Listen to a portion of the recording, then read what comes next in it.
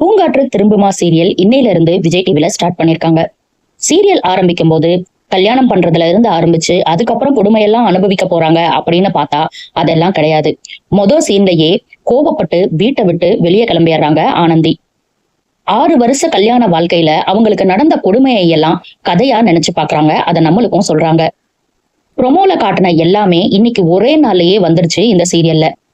6 வருஷத்துக்கு முன்னாடி, 4 வருஷத்துக்கு முன்னாடி, 3 வருஷத்துக்கு முன்னாடி, 1 மாசத்துக்கு முன்னாடி, நேத்து நைட் அப்படிங்கிற அளவுக்கு எல்லாத்தையுமே இன்னைக்கே காமிச்சிட்டாங்க. மொதல் சீன்ல போய் பால் வாங்கிட்டு வர்றாங்க. பால்காரர் மகாலட்சுமி மாதிரி இருக்க அப்படின்னு சொல்றத கேட்டு அவர் ஹஸ்பண்ட் பயங்கரமா அடிச்சிடறாரு ஆனந்திய. அம்மா வீட்டுக்கு போலாம் ஆறுதலுக்காக அப்படின்னு போனா, நீ ஒன்னும் கோச்சுக்கிட்டெல்லாம் வந்துடல அப்படின்னு அவங்க அம்மா கேக்குறாங்க. பொண்ணுனா பூமாதேவி மாதிரி பொறுமையா இருக்கணும்னு வேற சொல்றாங்க. ஆனந்தி அழுதுகிட்டே ஒரு தடவை படுத்துட்டு இருக்காங்க. அப்போ அவர் ஹஸ்பண்ட் வந்து வா வெளியே போலாம் அப்படின்னு கூட்டிட்டு போறாரு. வெளியே போனோன்னு கார் தொடச்சிட்டு இருக்கும் போது அங்க நின்ன 4 பேர் இந்த சைக்கோக்கு இவ்வளவு அழகான பொண்டாட்டியா அப்படின்னு வேற கிண்டல் பண்றாங்க.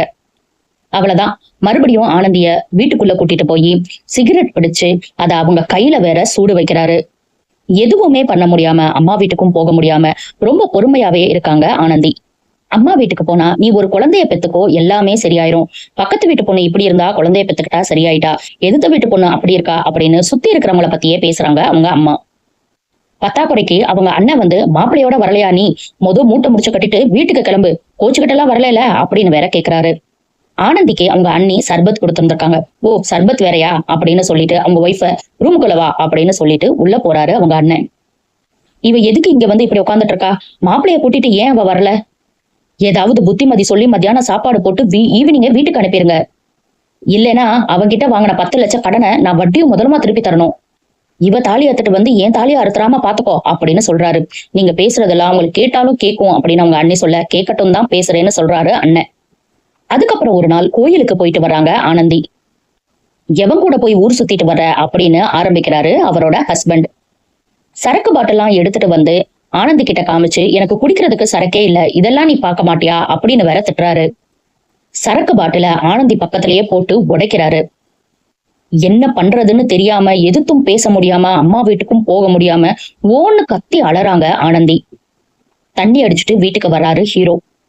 எவ்வளவு தைரியம் இருந்தா என்னோட அனுமதி இல்லாம நீ வீட்டை விட்டு வெளியே போயிருப்ப அப்படின்னு சொல்லி பெல்ட் எடுத்து அடிக்க போறாரு. அவ்வளவுதான், ஆனந்திக்கு வந்ததே கோபம். பெல்ட்டை கையால பிடிச்சு தடுத்து நிறுத்தி அவர் கையில இருந்து ஸ்பீடா உருவுறாங்க.